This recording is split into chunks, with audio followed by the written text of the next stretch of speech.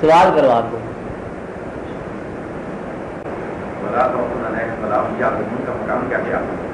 کس کو؟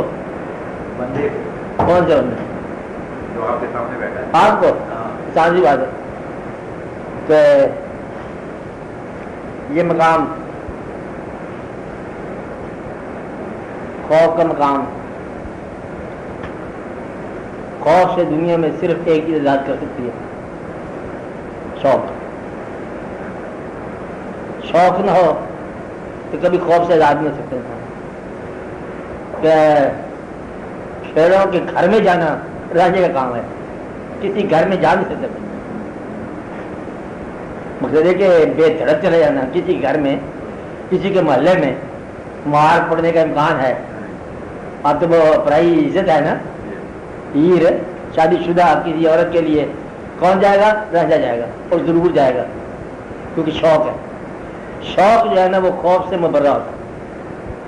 آپ آتے ملال حزن، اب ملال جو ہے وہ اس شخص کو کبھی ملال نہیں ہوا جس شخص پر توبہ کا دروازہ کھل چکا ہو. آپ کو بات سمجھے؟ جو ماہیت سیاحت جان چکا ہو، جس کو نفع نقصان سمجھا دیا گیا ہو. آپ بات سمجھے؟ اگر آپ پر ایک مقام یہ جو آپ خود کھول سکتے ہو، اگر یہ کھول لو تو لا خوف کی منزل آ جاتی ہے. آپ حاصل اور معلومی کو برابر کر جاؤ. حاصل ہے، یہ میز حاصل ہے، اس کو دے دینا معلومی ہے. اس حاصل اور معلومی کو دونوں کو نیلام کر دو، خوف سے بچ جاؤ گے. تو لا خوف علیہم ولا هم یحزنون، یہ نااہل کو خلت نہیں دی جا رہی، یہ اہلیت کا نام رکھا جا رہا ہے. ہاں نام رکھا جا رہا ہے کہ پہلے ہے ان الذین قالوا ربنا اللہ، جن لوگوں نے کہہ دیا رب ہمارا اللہ ہے. معمولی سی بات ہے، کہہ دیا رب اللہ ہے، ثم استقاموا، تو اس کا قائم رہ گئے. اب فرشتے کیسے نازل نہ ہو؟ اب اللہ تعالیٰ کہتا ہے کہ فرشتے نازل ہوتے ہیں ان پر، ایسی بات ہے نا. کون لوگ؟ جنہوں نے کہا ہم رب اللہ ہے ہمارا اور اس پر قائم رہ گئے. اب قائم رہنا کیا ہمارا اللہ ہی ہمارا رب ہے، تو یہ تو فرشتے نازل ہونا تو آسان بات ہے نا. کل ایسا کہ ان کو کہا اللہ تعالیٰ نے کہ لا خوف علیہم ولا هم یحزنون، کہ جو اس کی راہ میں برملا نکلے.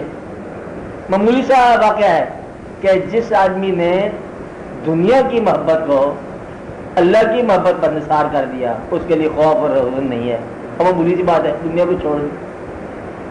میں نے آپ کو پہلے بتایا کہ آپ کے پاس جتنا حاصل ہے، بیویات، مکان، سامان، جائیداد، حاصل، زندگی، اس سے کنورٹ کرا دو اللہ چھوڑ کر، تو پھر آپ کے لیے کوئی اندیشہ نہیں ہے. مقصد یہ ہے جس آدمی پر مال کمانے کی خوشی نہ رہے اور خرچ کرنے کا خوف نہ رہے، اس کے آنے کی خوشی نہ ہو، جانے کا غم نہ ہو، اس کے لیے لا خوف کی منزل آ جاتی ہے. اب زندگی ہم گزارتے ہیں اس کا عمر ہے، چھوڑتے ہیں اس کے عمر ہے. موت و ہستی ساری جو ہے اس کے نام کی موت و ہستی ہے، فقط اس کی رضا کے لیے.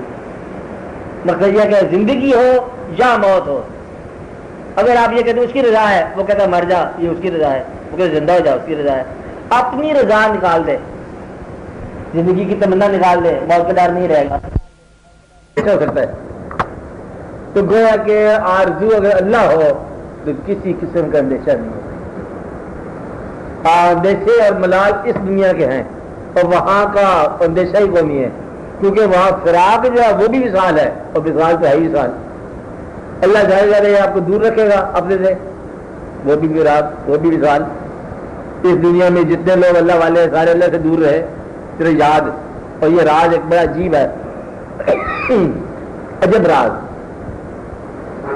کہ بہشت اور پھر یہ دنیا، جب دونوں اللہ کے حوالے سے ہیں تو فرق تو ہونا چاہیے.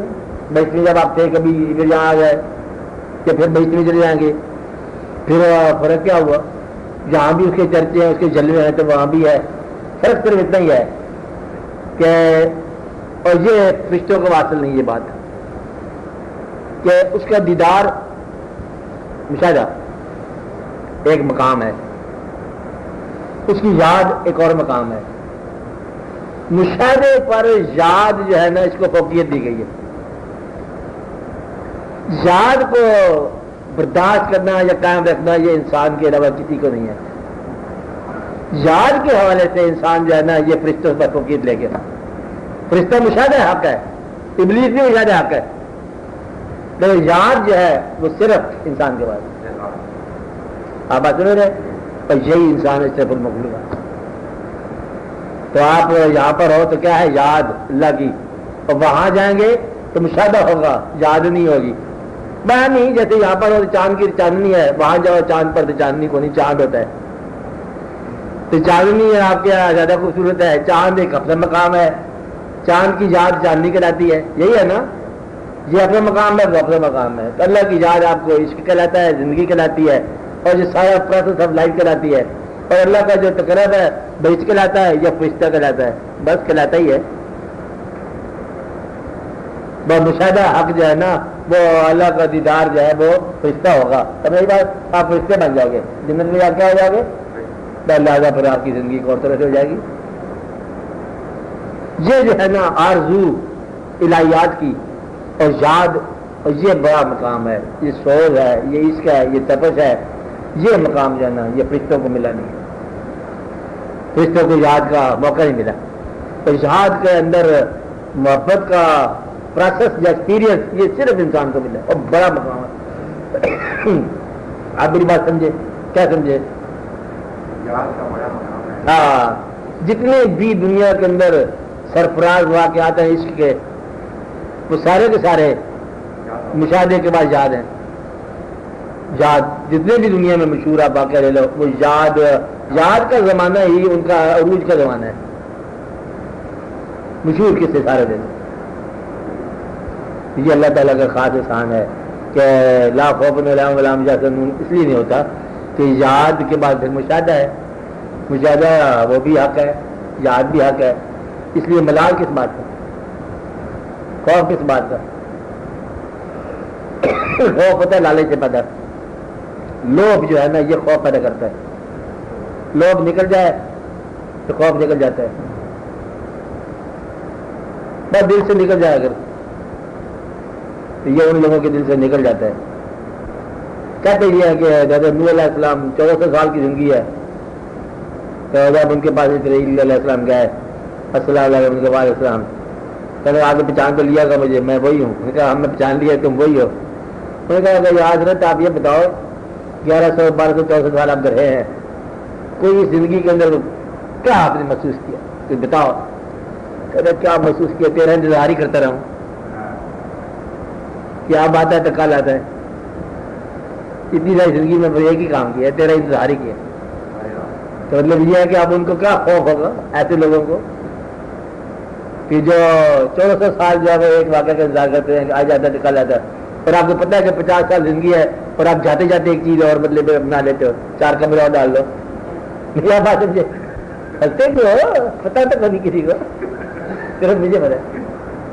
تو یہ ہے پھر وجہ سے خوف پیدا ہوگا. جتنا حاصل کرتے جاؤ گے نا اتنا ہی اس کو چھوڑنے کا خوف ہوگا. زیادہ خوف وہی ہے جتنا پھیلا ہوا ہے. تو گویا کہ جن لوگوں کو اللہ کا بتایا گیا کہ لا خوف علیہم ولا هم یحزنون، وہ دنیا میں پھیلتے نہیں ہیں. باقی اللہ کا خوف تو رہتا ہے. یا یوں کہہ لو جس کو صرف اللہ کا خوف ہے اسے اور کسی شے کا خوف نہیں ہے. لا خوف علیہم ولا هم یحزنون کون ہے؟ لوگ جو صرف اللہ کے خوف میں ہیں. دنیا کا خوف نکل گیا. اس کا ترجمہ کیا اقبال نے، وہ ایک سجدہ 1000 سجدوں سے دیتا ہے آدمی کو نجات. یہی ہے، ایک خوف ہو تو 1000 خوف نکل جاتے ہیں. اب ایسے میں چھوٹا بچہ ہو نا تو کوئی چھوٹی سی تکلیف ہو، رو رہا ہو اور چپ نہ کرے تو آپ کیا کرتے ہو؟ اسی پیٹ لگا دیتے ہو. بڑی تکلیف دیتی ہے نا وہ چھوٹی بیچارہ بھول جاتا ہے، چپ ہو جاتا ہے. بس اتنی سی کہانی ہے. جب چھوٹا غم نہ آپ کو سمجھ آئے چیخ رہے ہو تو بڑا غم دکھا دیا جاتا ہے. اب بول، کہتا ہے جی چھوٹا غم ٹھیک تھا، بڑے غم سے ڈرا دیا. تو رو رہا یہ کیا ہے؟ کہ یہ بس معافی دیتا ہوں کہ تو رو رہا تھا کہ پانی گم ہو گیا. آپ دیکھ کے لکھنے کی صلاحیت گم ہو رہی ہے، کہ جی پین میں اور لے دوں گا، معاف کر دیں میری صلاحیتیں چھوڑ جائے ہو.